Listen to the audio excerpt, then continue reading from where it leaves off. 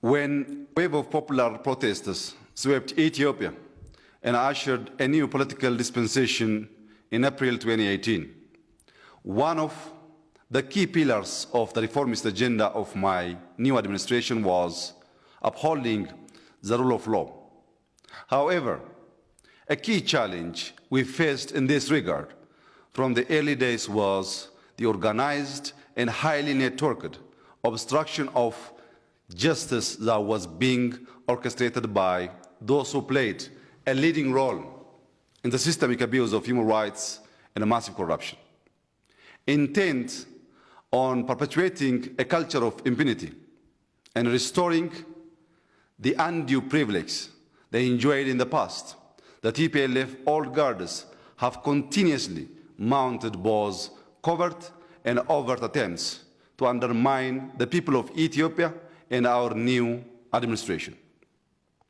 Behind conflicts that have resulted in the suffering and the deaths of many Ethiopians in the past 2 years, close observers of Ethiopian politics could clearly see the influence of the TPLF clique. They sponsored, trained, and equipped any force that was willing to engage in violent and illegal acts to derail the transition. Their objective was clear: to make the country ungovernable by instigating clashes along ethnic and religious lines, to sow division and discord so that the democratic transition will lose its momentum. In efforts to bring to justice these conflict entrepreneurs, arrest warrants by federal courts were ignored in an open contempt for the rule of law. Fugitives from the law assumed official party and state government positions within the Tigray region, and serial obstruction of justice became the hallmark of the TPLF.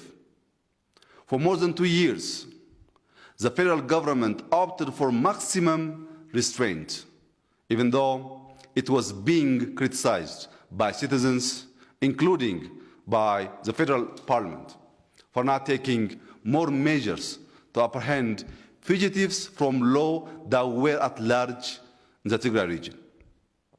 Unfortunately, the responsible and restrained approach of the federal government was perceived as weakness by the fugitives and their clique.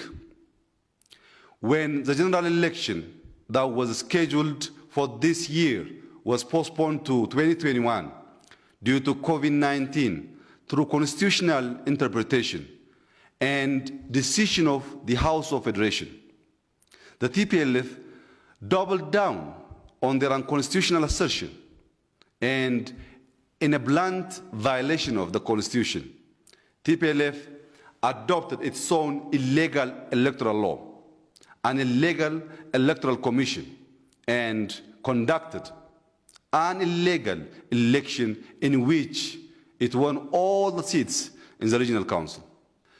TPLF's illegal acts did not end there. It also undertook a massive military build-up with the objective of intimidating the Ethiopian people and government. Siphoning of funds aimed at aid and development. TPLF has been preparing for this eventuality since 2018. They organized and drafted irregular militias, not even sparing underage recruits. The regional administration increasingly showed its contempt to federal laws, including the Constitution, and continued pushing a half-cooked de facto statehood thesis. The fugitives within the TPLF have been determined to trigger an armed conflict by attacking the northern command of the federal armed force stationed in the Tigray region earlier this week, intending to take control of its mechanized weaponry and capability. Few days prior to this attack, the regional administration of Tigray publicly declared that they can dictate terms regarding personnel change and movements of the Northern Command, compromising the integrity of the National Defense Force. No federation and constitutional order can tolerate such illegality. That's why the federal government is compelled to undertake a law enforcement operation to defend and protect the constitutional order and uphold the rule of law. A democratic and pluralistic Ethiopia cannot exist without the rule of law. Rule of law, especially in a federal arrangement, requires that both regional states and federal governments respect the constitutional division of power.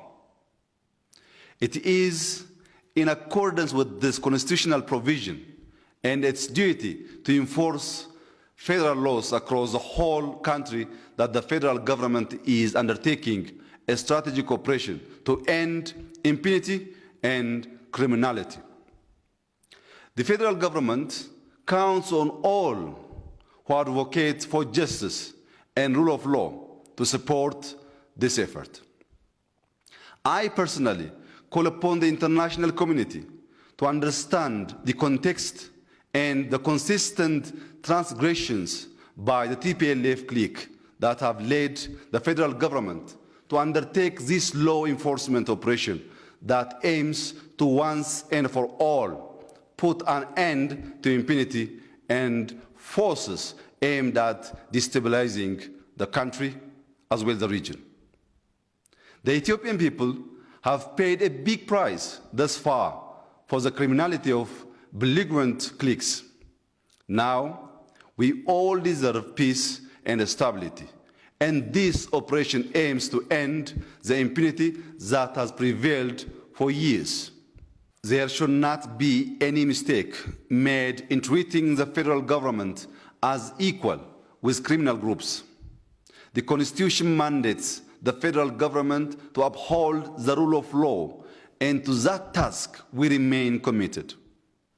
Through the instrumentality of a state of emergency, with utmost care for the overall well-being, safety, and security of our citizens in the regional state, the federal government will see through the law enforcement operation it has commenced.